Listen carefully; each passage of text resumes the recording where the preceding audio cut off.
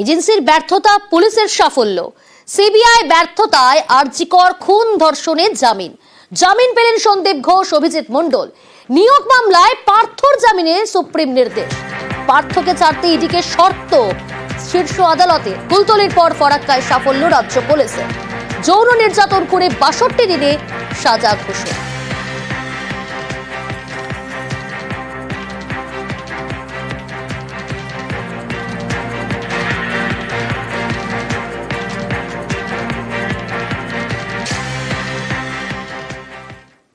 কুলতলির পর ফরাক্কা, রাজ্য পুলিশের ওপর আস্থা রেখে মিলল বিচার। ৬২ দিনেই মেয়ের খুনের সাজা ঘোষণা। এক অভিযুক্তের ফাঁসি, অপরজনের কারাদণ্ড। খুশি নিহত শিশুর পরিবার। পুলিশ আইনজীবীদের ধন্যবাদ সন্তান হারা মা। আমার মেয়ের বিচার ভালোভাবে পেয়েছি, আর আমার মেয়ের বিচার সত্যি ভালোভাবে হয়েছে। পুলিশ অফিসাররা যা কথা বলেছিলেন আমাদের যে তোমার মেয়েদের বিচার আমরা দেবই, তো তারা কথা রেখেছে, তাদেরকে আমি ধন্যবাদ জানাচ্ছি। দেশের রাজ্য পুলিশে আমাদের ভালো বিচার করছে। 60 দিনে আমরা বিচার পেয়ে গেছি। পুলিশকে ধন্যবাদ জানাবো যে আমাদের পুলিশ খুব ভালো কাজ করছে। সেম ঘটনা তো কলকাতায় ডাক্তার হয়েছে, ডাক্তার তো মারা গেছেন ধর্ষণ কাণ্ডে। সে বিষয়ে কি বলবেন? কি বলবো, সিবিআই তদন্ত করছিলেন, যেখানে সিবিআই তদন্ত করছিল, তো সেখানে কেন এরকম হলো? আমাদের যেরকম রাজ্য পুলিশে আমাদের এরকম আমাদের তদন্ত করলো, ফাঁসি দিল, কারাগার দিল, এর কেন এরকম হলো? এর কেন হলো না? কুলতলি ফরাক্কায় ৬২ দিনের সাজা ঘোষণা। সিবিআই ব্যর্থতায় আরজিকর খুন ধর্ষণের জামিন। নিহত তরুণী ডাক্তারের পাড়া প্রতিবেশীরা কি বলছেন শুনুন। রাজ্য পুলিশের আস্থা আছে যে এই আমাদের এই কেসটাকে ঠিকঠাক পরিচালনা করতে পারবে। রাজ্য পুলিশের ভূমিকা আছে, যথেষ্টভাবে ভূমিকা আছে। আমার ধারণা এটা ওনারাই পারবে।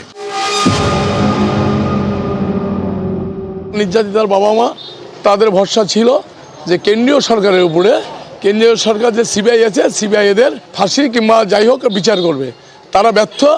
আমাদের রাজ্য সরকারের যে পুলিশ, সেই পুলিশই তাদের ফাঁসি দেওয়ার ব্যবস্থা করবে। কেন্দ্র সরকারের ব্যর্থতা, আমাদের রাজ্য সরকারের সফলতা।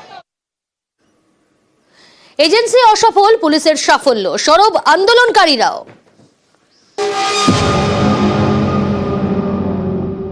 সাধারণ মানুষ রাজ্য পুলিশের ভরসা করতে পারত। রাজ্য পুলিশ যথেষ্ট তারা তাদের নিজের কাজ করে যাচ্ছে। তো আলটিমেটলি সিবিআই তদন্ত করে কি হলো? তারা কি 90 দিনের মধ্যে চার্জশিট জমা করতে পারলো? আর যে জয়নগরে কেসটা হয়েছে এবং ফারাক্কায় কেসটা হয়েছে, এ তো রাজ্য পুলিশই তো করেছে তদন্ত। আমাদের রাজ্য পুলিশ যথেষ্ট খেটে কাজ করছে। তো এই ক্ষেত্রে তো আমার মনে হয় সিবিআই তদন্ত করার থেকে রাজ্য পুলিশ তদন্ত করা অনেক বেশি বেটার। পশ্চিমবঙ্গের বাসী রাজ্য পুলিশের উপরে ভরসা রাখে। রাজ্য পুলিশ আমাদের ভালো কাজও করে। রাজ্য পুলিশের উপরে যদি আস্থা রাখা হতো, তাহলে মনে হচ্ছে এতদিন পর্যন্ত আমাদের একটা কিছু ব্যবস্থা বা আইনে তো কিছু একটা ব্যবস্থা করা যেত। অন্যদিকে সিবিআইতে এখনো চার্জশিট কিছু জমা করতে পারেও নি, আর সিবিআইয়ের পক্ষে এইটা করা সম্ভব বলে মনেও হচ্ছে না। এদিকে রাজ্য প্রশাসনে আস্থা সেলেব তারকাদেরও। বেশ হতাশ হয়েছি।